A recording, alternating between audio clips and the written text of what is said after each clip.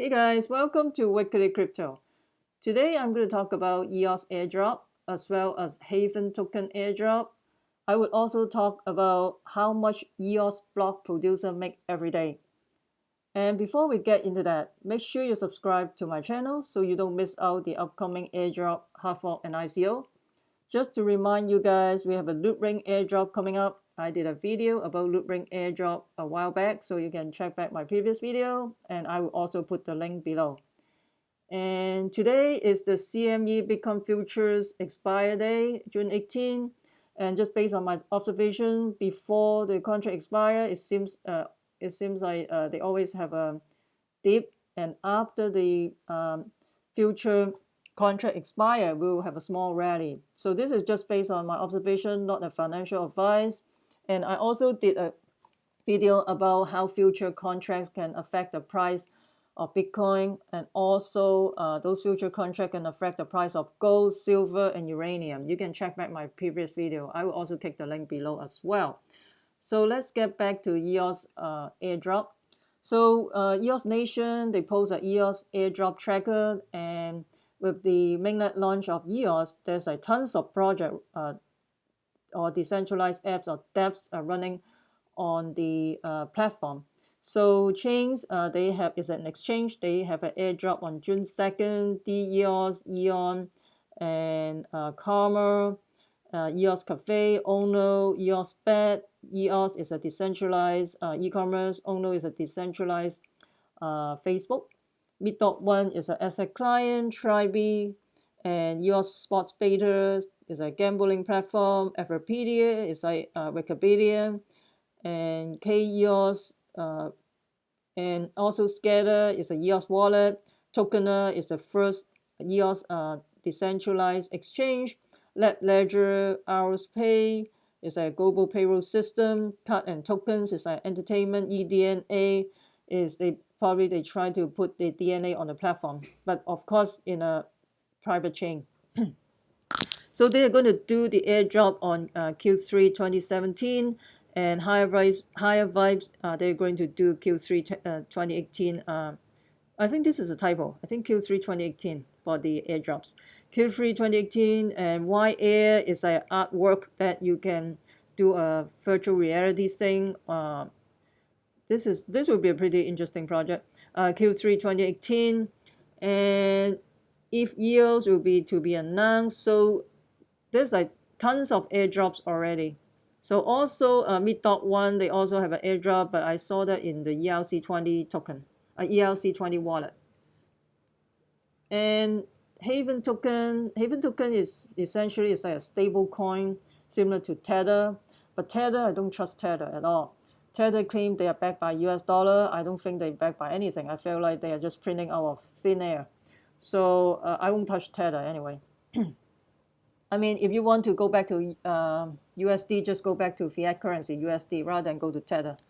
So anyway, so this project Havven token is, the team is based in Australia. So, and this is a stable coin. Now they're going to do an airdrop, Havven NUSD airdrop.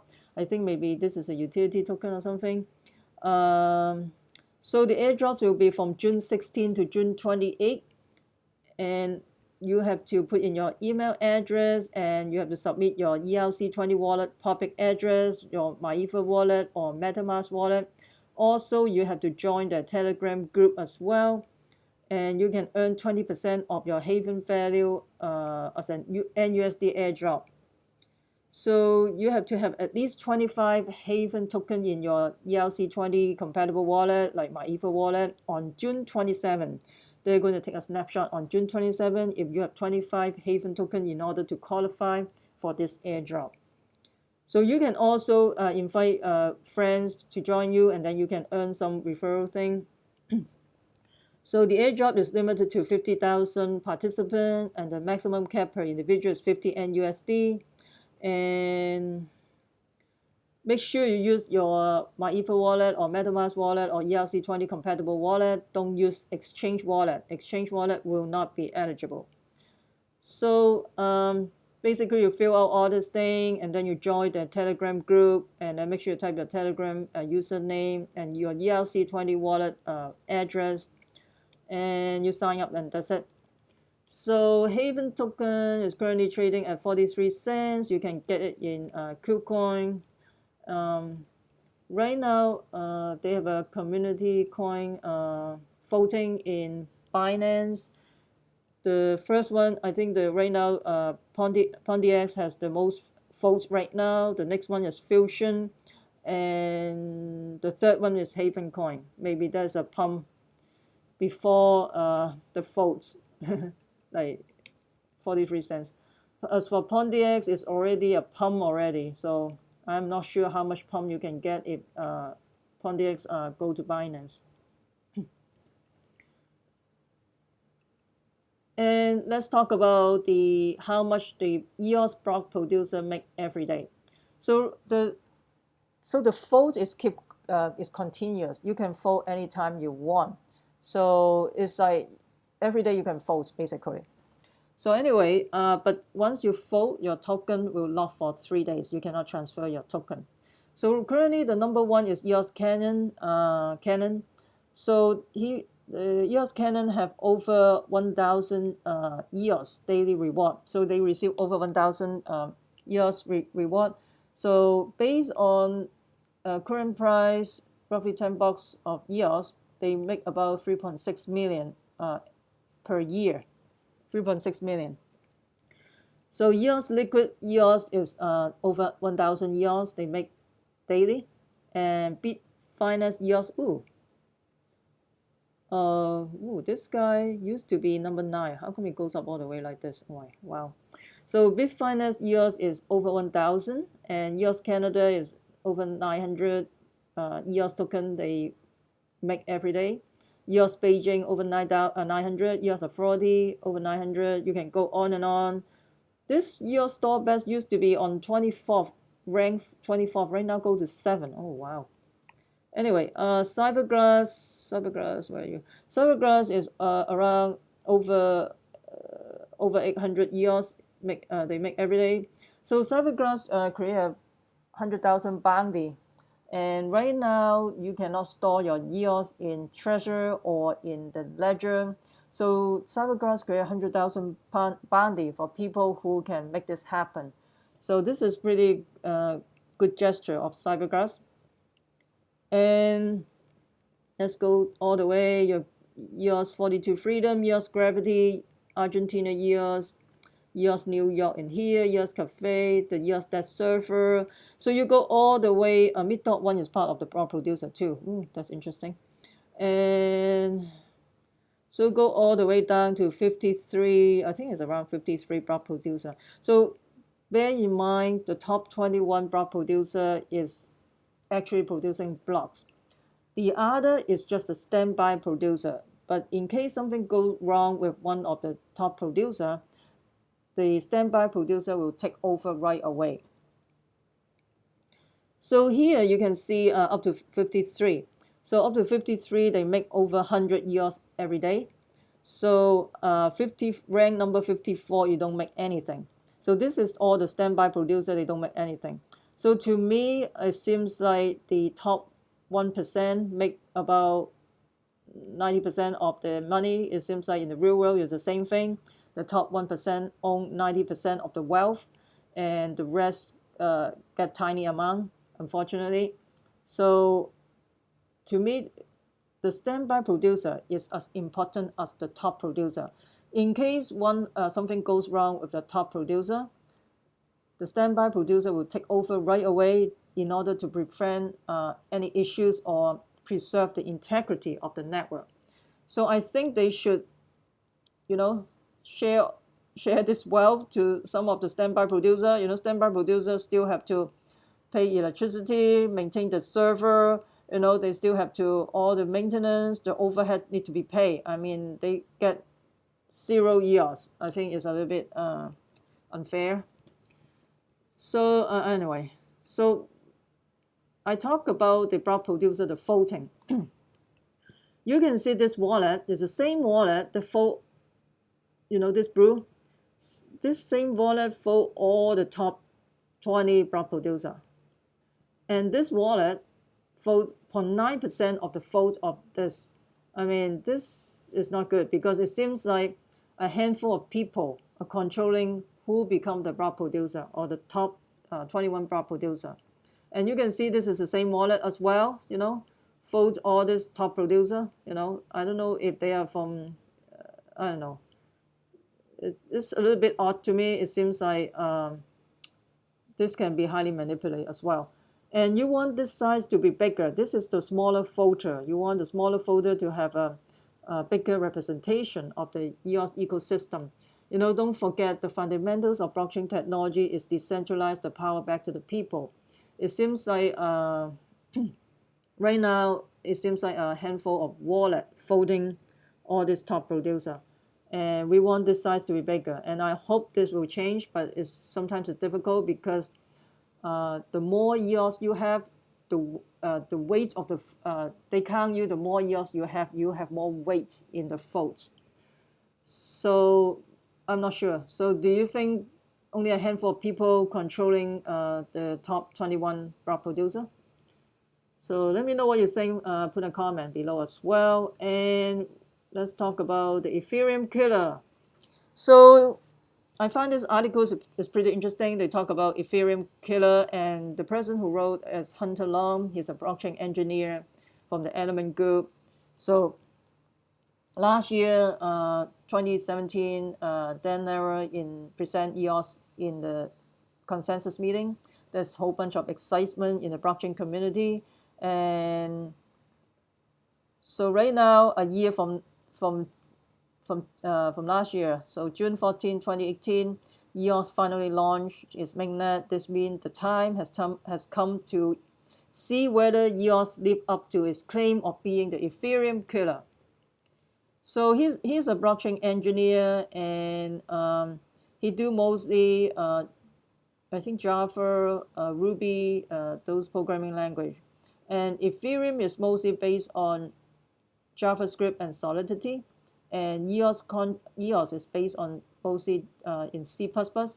C++ could be a very hardcore language, and it's not easy to learn. And it's pretty tough to learn C++ compared to JavaScript.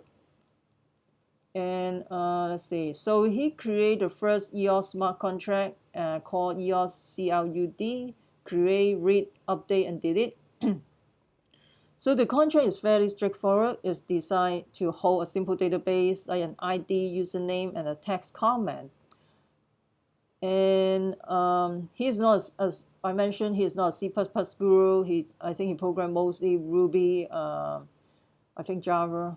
So after spending 2 to 3 hours thinking through the examples listed in the EOS contract repository, he was able to build the first EOS smart contract without throwing the computer out of the window, which is a good sign, right? You want to be easy for mainstream, for people for programmer to write more dApps on the platform, right?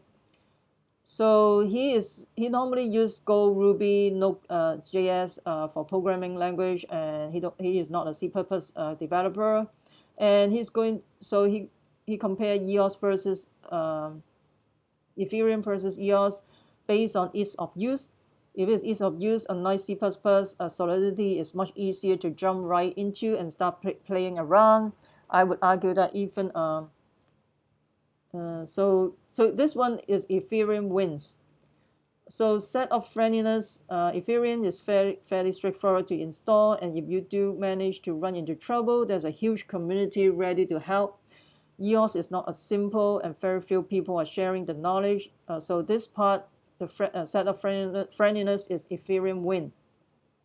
So it could be true because remember over the weekend, the EOS mainnet was down for 5 hours, and then the top 21 block producer worked behind closed door. They try to figure out what's going on and try to bring the system back up. And I don't think there's enough transparency what is behind the door, and they should inform more community involvement. And maybe that's why, because we have 21 people fixing I don't know. But anyway, So contract features, Ethereum contracts are pretty limited in spectrum, the features they can hold.